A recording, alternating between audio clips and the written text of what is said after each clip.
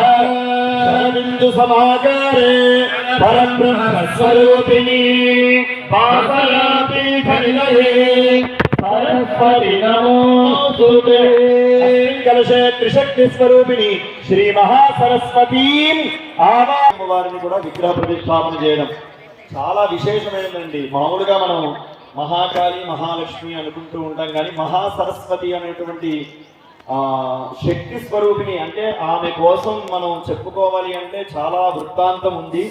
చండీలో కూడా చాలా వైభవం ఉంది. మహాసరస్వతి నుంచి యశస్సు, అలాగే వర్చస్సు, మేధస్సు ఇవన్నీ కూడా ఆ త్రిశక్తి స్వరూపిణి అయినటువంటి జగదంబ మహాసరస్వతి అమ్మవారు ఇక్కడ చక్కగా కొలు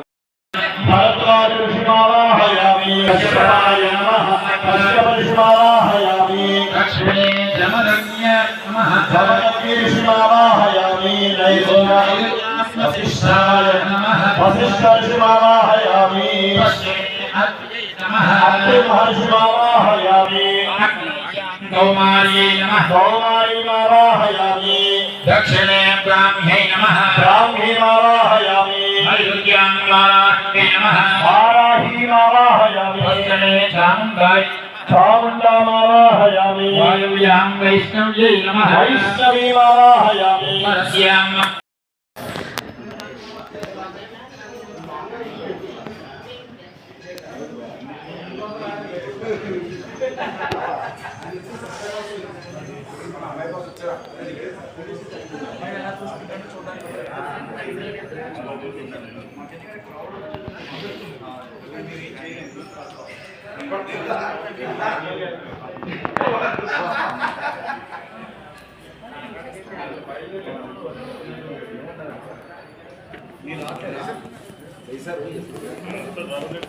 ఏం లేదబ్బా, ఉంది ఒక నైట్ చూసుకుంటే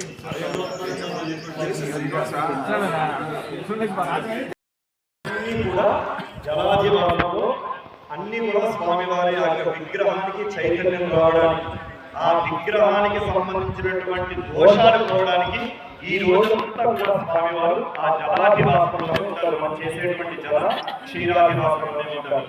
అంటే మిగతావి మామూలుగా పంచామృతాలు కొద్దిగా ఇక్కడ మా దగ్గర ఉన్నవి మేము వేస్తాం. ఎందుకంటే ఎక్కువ నెయ్యి, ఎక్కువ పెరుగు అవన్నీ వేయడం వల్ల విగ్రహంలో ఉన్నటువంటి కొద్దిగా కళ అనేది ఇబ్బంది అవుతుంది. ఎందుకంటే ఇప్పుడు వచ్చినటువంటి ఎక్కువ అన్ని వేరే వేరే ప్రొడక్ట్స్ కాబట్టి దానివల్ల ఇబ్బంది అవుతుంది. కాబట్టి శాస్త్రోక్తంగా చేయవలసినటువంటి పంచామృతాలు, నదీ జలాలు ఇవన్నీ మేము చేస్తాం. మీరు పాలు నీళ్లు అంటే చక్కగా ఒక చెంబు, ఒక కలశం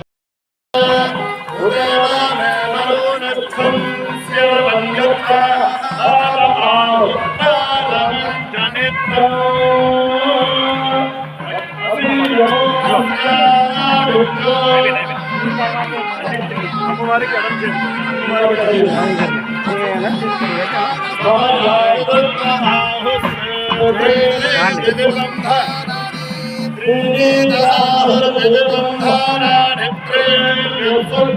శిఖరానికి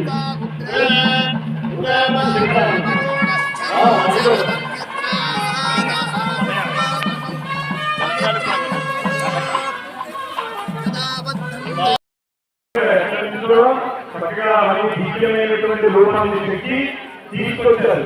ఆ చెక్కేటప్పుడు చిన్న చిన్న దోషాలు వస్తాయి. ఎలాగంటే ఆ పుట్టగప్పుడు కొద్దిగా ఇబ్బంది అవ్వడం, లేకపోతే అతని చెమటాలని పడడం, ఆ శక్తికి సంబంధించినటువంటి కొన్ని ఉంటూ ఉంటాయి. ఆ దోషాలు పోవడానికి ఈ అగ్నినారాయణ అంటారు. అంటే ఎక్కడి నుంచో నీళ్ళు వచ్చి మనం పెడుతున్నాం కాబట్టి ఆ విగ్రహానికి మనం చేస్తున్న ఆ నీటిలో చక్కగా ప్రోక్షణ చేసి రక్షణ ఈ అగ్నినారాయణ కార్యక్రమం చేస్తున్నాం.